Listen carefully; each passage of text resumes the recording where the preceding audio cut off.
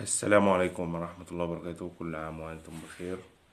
كل سنة وأنتم حضراتكم طيبين بمناسبة عيد الفطر المبارك. اللقاء الأسبوعي من جريدة نسر العروبة بعد الأجازة الحلوة بتاعت شهر رمضان. آه، معكم دكتور محمد الرصاص. هنتكلم النهاردة عن تكوين شخصية الطفل. إزاي أكون شخصية طفلي؟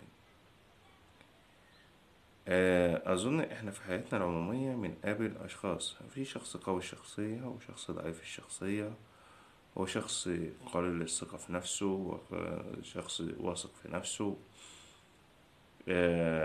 في شخص معتمد على نفسه وفي شخص اتكالي. طيب إزاي أكون شخصية طفلي؟ أولا، أنا لو عايز ابني شخص يعتمد على ذاته، لابد من إن إحنا نخليه يقوم بمهام من أول السنة الأولى، مهام يومية إنه يعتمد على نفسه بيها. هي أول المهام دي إيه؟ المفروض يلبس نفسه، ده يعني اعتماد على النفس. في شخصيات تانية، يعني مثلا أنا أقول له إيه؟ قوم هات حاجة لنفسك، اعتماد على النفس. آم، مثلا آم، حسن الرد أو التفاعل الاجتماعي بتكون الشخصية. يعني مثلا لو نيجي طفل مثلا عنده سنتين، نيجي نقول له كذا اللي بيرد، هنا في شخصية. بس مش أي رد يكون شخصية. ليه؟ لأن في ردود، رد مثلا كويس تدل على إن شخصية الطفل كويسة. يعني رد قليل الأدب لا، مش أنبسط بالرد قليل الأدب. لذلك لما نيجي نتكلم عن تكوين شخصية الطفل، بتكون أساسها من الأب والأم في الأول، وبعد كده بتيجي على المجتمع. لأن الطفل أساسا أول كام سنة عايش معاك أنت، مش عايش في المجتمع الخارجي.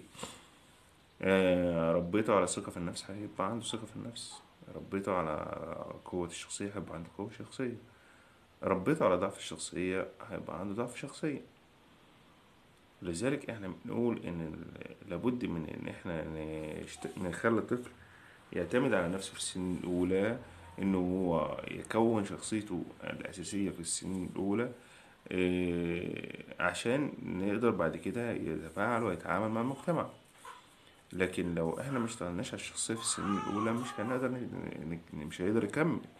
لو خلقت طفل اتكالي مثلا، كل حاجة الأب يعملها له الأم تعملها له، يفضل نلبسه لغاية سن 5 سنين ولا 4 سنين. طب ليه؟ ازاي يعني؟ ما ينفعش يعني في المهارات اللي احنا بندرسها أو رعاية الذات، إن الطفل أساسا يلبس نفسه وهو عنده حتى أقل حاجة، يبتدي يلبس نفسه البنطلون أو يعلق على نفسه البنطلون وهو عنده سنتين. يجي في السنة التانية مثلا يبتدي يلبس القميص، يزر القميص، يلبس الجاكيت، يلبس السوستة، يلبس مؤاخذة الجزمة أو الشراب أو غيره أو غيره. لذلك هنا بيكون هي في اعتمادية على النفس، مفيش اتكالية. ومش هخلق شخصية ضعيفة، هخلق شخصية قوية. لذلك بنقول إن احنا الأب والأم هما أساس تكوين الشخصية.